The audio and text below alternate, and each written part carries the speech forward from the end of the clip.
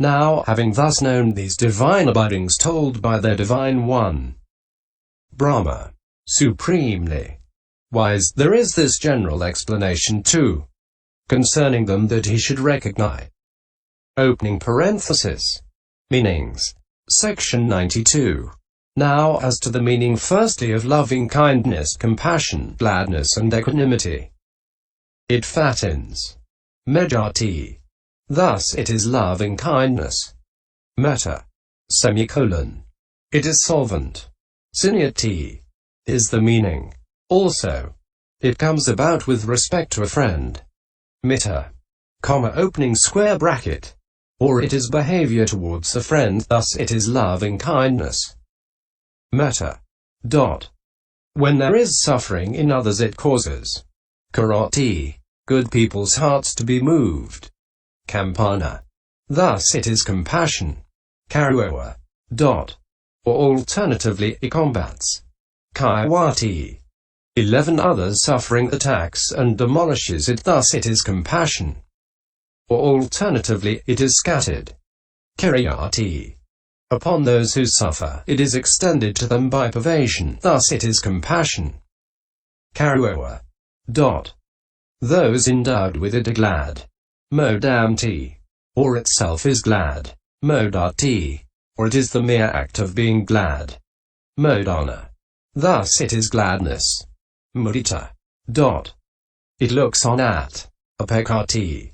Abandoning such interestedness as thinking, may they be free from enmity, and having recourse to neutrality, thus it is equanimity. Opening parenthesis. Characteristic, etc. Section 93. As to the characteristic, etc. Loving kindness is characterized here as promoting the aspect of welfare. Its function is to prefer welfare. It is manifested as the removal of annoyance. Its proximate cause is seeing lovableness in beings. It succeeds when it makes ill will subside, and it fails when it produces selfish affection. Section 94. Compassion is characterized as promoting the aspect of allaying suffering. Its function resides in not bearing others' suffering. It is manifested as non-cruelty.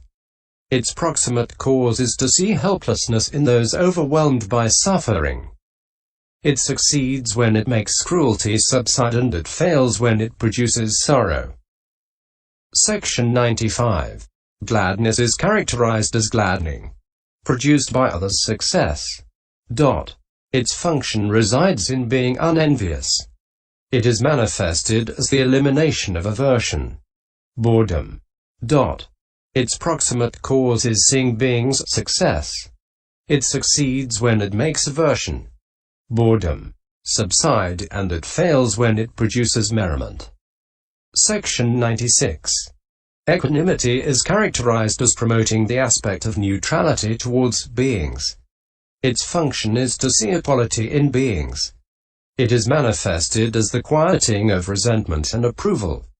Its proximate cause is seeing ownership of deeds. Karma. Thus, beings are owners of the deeds.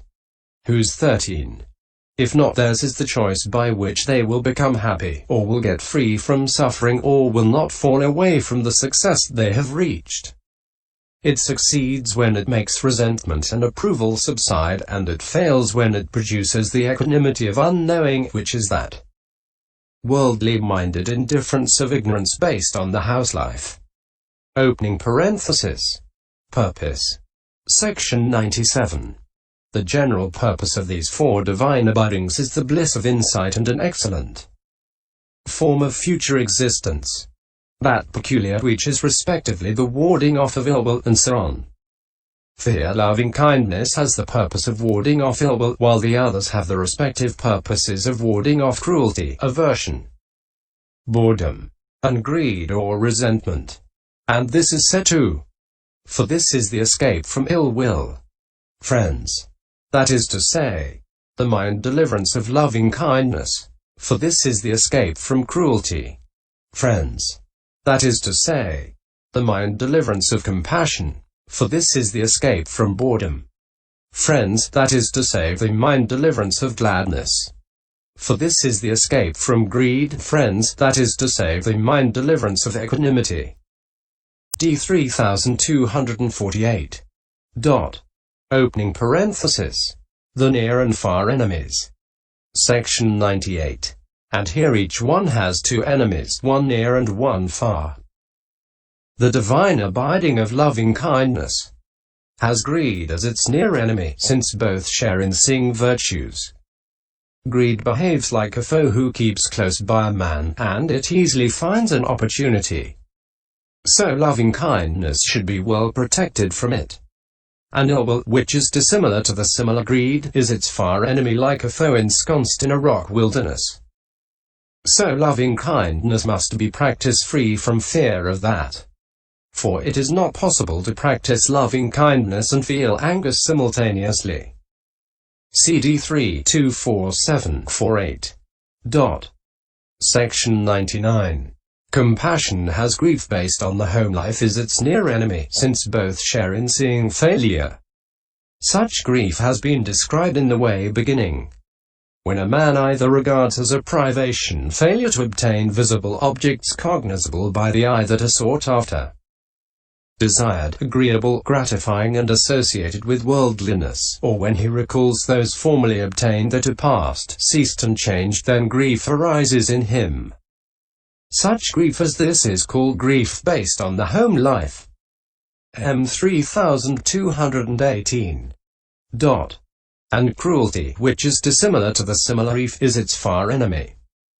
So compassion must be practiced free from fear of that. For it is not possible to practice compassion and be cruel to breathing things simultaneously. Section 100. Gladness has joy based on the home life is its near enemy, since both share in seeing success. Such joy has been described in the way beginning.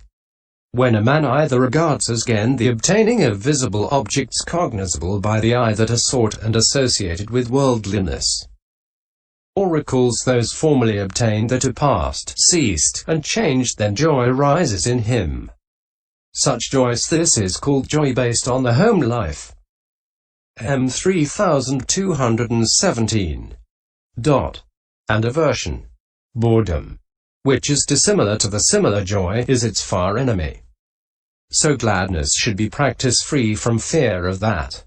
For it is not possible to practice gladness and be discontented with remote abodes and things connected with the higher profitableness simultaneously. Section 101. Equanimity has the equanimity of unknowing based on the home life is its near enemy, since both share in ignoring faults and virtues. Such unknowing has been described in the way beginning. On seeing a visible object with the eye, equanimity arises in the foolish infatuated ordinary man, in the untaught ordinary man who has not conquered his limitations, who has not conquered future karma result, who is unperceiving of danger. Such equanimity as this does not surmount the visible object. Such equanimity as this is called equanimity based on the home life. M 3219. And greed and resentment, which are dissimilar to the similar unknowing, are its far enemies. Therefore equanimity must be practiced free from fear of that. Opening square bracket. For it is not possible to look on with equanimity and be inflamed with greed or be resentful 15 simultaneously. Opening parenthesis. The beginning, middle and end, etc. Section 102. Now, zeal consisting in desire to act is the beginning of all these things. Suppression of the hindrances, etc., is the middle. Absorption is the end. Their object is a single living being or many living beings as a mental object consisting in a concept. Opening parenthesis. The order in extension. Section 103. The extension of the object takes place either in access or in absorption. Here is the order of it.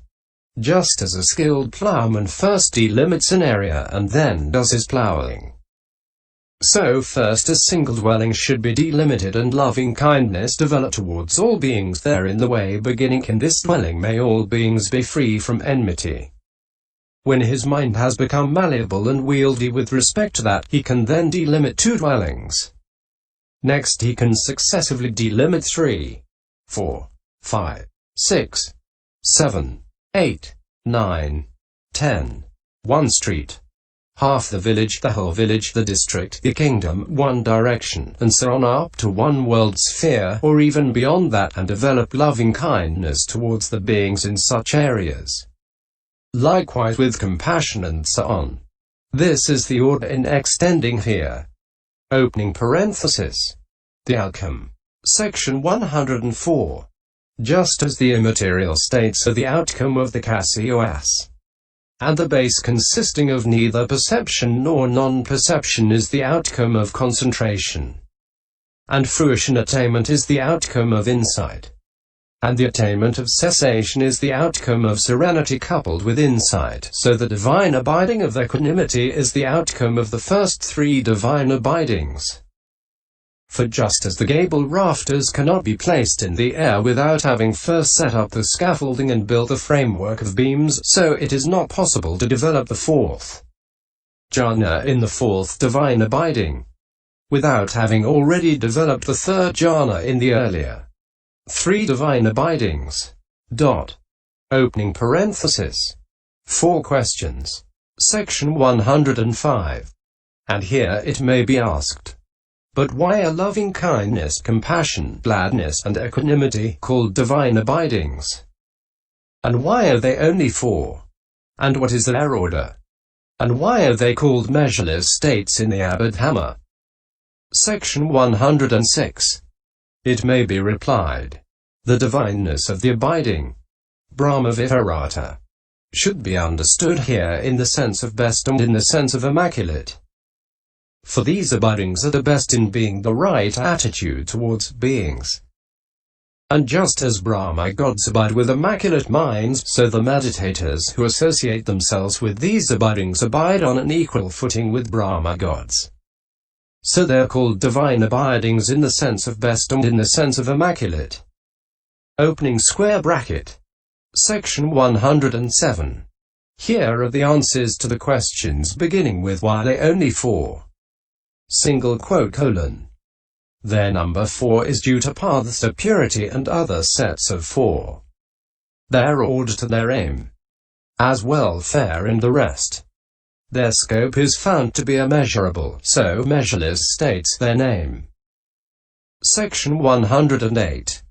For among these, loving kindness is the way to purity for one who has much ill will, compassion is that for one who has much cruelty, gladness is that for one who has much aversion, boredom, and equanimity is that for one who has much greed. Also attention given to beings is only fourfold, that is to say, as bringing welfare, as removing suffering, as being glad at their success, and as unconcerned. That is to say, impartial neutrality. And one abiding in the measureless states should practice loving kindness, and the rest like a mother with 4 sons. Namely, a child, an invalid, one in the flush of youth, and one busy with his own affairs. For she wants the child to grow up, wants the invalid to get well, wants the one in the flush of youth to enjoy for long the benefits of youth, and is not at all bothered about the one who is busy with his own affairs. That is why the measureless states are only 4, as due to paths to purity and other sets of 4. Single quote. Section 109. One who wants to develop these 4 should practice them towards beings first as the promotion of the aspect of welfare. And loving kindness as the promotion of the aspect of welfare is its characteristic.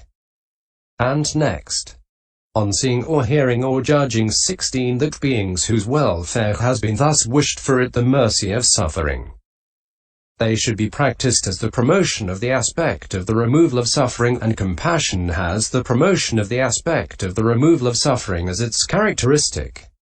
And then, on seeing the success of those whose welfare has been wished for and the removal of whose suffering has been wished for, they should be practiced as being glad, and gladness has the act of gladdening as its characteristic. But after that there is nothing to be done, and so they should be practiced as the neutral aspect. In other words, the state of an onlooker, and equanimity has the promotion of the aspect of neutrality as its characteristic. Therefore, since their respective aims are the aspect of welfare, etc., their order should be understood to correspond with loving-kindness stated first, then compassion, gladness and equanimity. Section 110. All of them, however, occur with a measureless scope, for their scope is measureless beings. And instead of assuming a measure such as loving-kindness, etc., should be developed only towards a single being, or in an area of such an extent they occur with universal pervasion. That is why it was said, opening square bracket, their number 4 is due to paths to purity and other sets of 4. Their order to their aim, as welfare and the rest. Their scope is found to be immeasurable, so measureless states their name. Opening parenthesis. As producing 3 jhanas and 4 jhanas. Section 111. Though they have a single characteristic in having a measureless scope, yet the first 3 are only of triple and quadruple jhana, respectively in the 4-fold and 5-fold reckonings. Why? Because they are not dissociated from joy. But why their aims not dissociated from joy? Because they are the escape from ill will, etc., which are originated by grief. But the last one belongs only to the remaining single jhana. Why? Because it is associated with equanimous feeling. For the divine abiding of equanimity that occurs in the aspect of neutrality towards beings does not exist apart from equanimous. That is to say, neither painful nor pleasant feeling. Section 112. However, someone might say this. It has been said by the Blessed One in the Book of 8, speaking of the measureless states in general.